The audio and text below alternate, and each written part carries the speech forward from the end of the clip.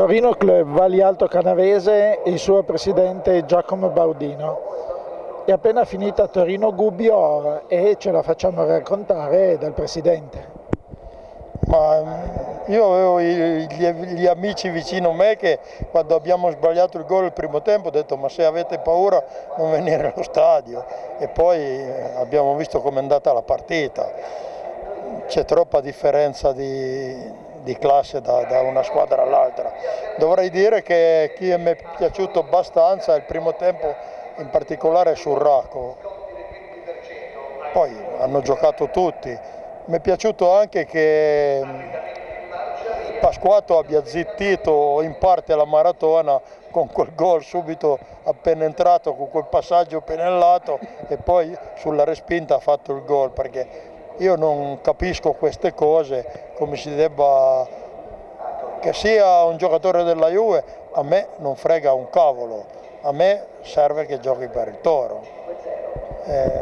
Anche perché oggi veste la maglia granata. Veste la maglia granata e mi va benissimo.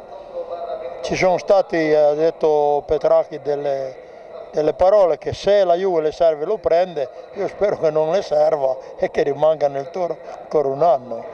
Non ha voluto clausole di sorta la Juve, logicamente è un giocatore fortissimo. C'è un signore che fa i campi della Sispor, già contro la Sampdoria, era qua, dice ma sa perché sono qua? Perché ci conosciamo, lui ti fa Juve ma questo non vuol dire niente, dice perché devo seguire un mio giocatore, e c'era il papà di Pasquato e anche lui, diceva che sugli allenamenti su 10 punizioni se Del Piero ne segna 8, Pasquato 9, lo batte sempre, oppure per cui se è un talento di quel livello non può che... Devo dire anche una cosa su Pasquato, mi era piaciuto parecchio già l'anno scorso quando ho giocato qua col Modena. Modena dove ha fatto anche diversi gol su punizione. Sì, appunto, è un signor giocatore, a me di quelle rogne della Maratona. Parliamo però del Toro nel suo complesso, un 6-0 tennistico, forse persino troppo. Sì, persino troppo, ma dovevamo smaltire le tossine del Verona. Prima abbiamo fatto il pareggio, adesso vediamo che anche per gli altri non sono rose e fiori. Quando vediamo che il Pescara forse le mancava qualche giocatore, ma va a prenderne 3 a Ascoli, il Verona stesso le ha buscate, c'è il Sassuolo che ha vinto, ma la classifica si è messa bene per noi. Più 4 sulla seconda e più 5 sulla quarta questa sera. E poi speriamo che le tossine le debbano smaltire anche il Pescara e il Verona, perché anche loro non so se 3 pappine non pesano mentalmente. Questa è la dimostrazione che il campionato è ancora da giocare. Sì, certo, nessuno lo mette in dubbio, ma siamo messi bene e per quanto ho visto oggi ci sono tutte le premesse per continuare a fare bene. Sabato a Empoli dovremmo fare risultato pieno, io credo, anche rispetto alla partita con il Verona, ma anche quella di Castellammare e di Stabia, c'è stata una grossissima ripresa, sì, un po' di tutti i reparti.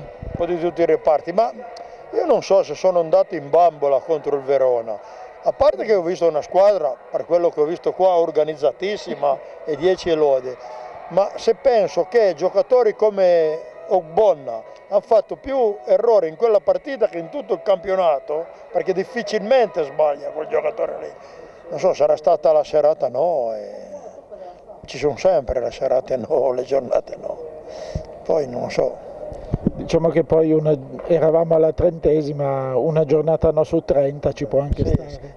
Certamente. No. Una giornata no. Una su 30, sì, ci sta. Una giornata no collettiva oltretutto. Sì, collettiva. C'è poco da salvare, vabbè, abbiamo preso di santa ragione, siamo andati a casa tranquilli. Sono passati 15 giorni, siamo di nuovo qua a godere e continuiamo così.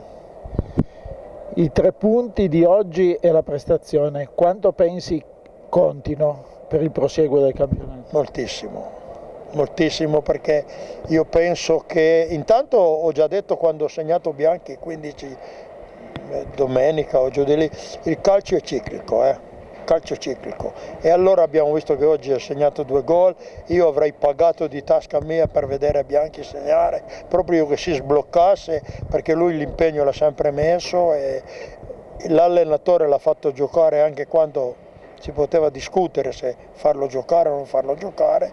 E poi penso che sia importante l'autostima, perché se pensi che tutti sono più forti di te sei rovinato in partenza. Io oggi è una giornata proprio che mi concilia con ci vengo sempre, non è che aspetti il 6-0, io non cambio mai, però anche gli altri risultati, vai a casa, accendo il televideo, me la passo bene la serata là. Se dopo Verona e Juve Stabia l'autostima Granata era 1, oggi da 1 a 10 quanto è? 11. 11.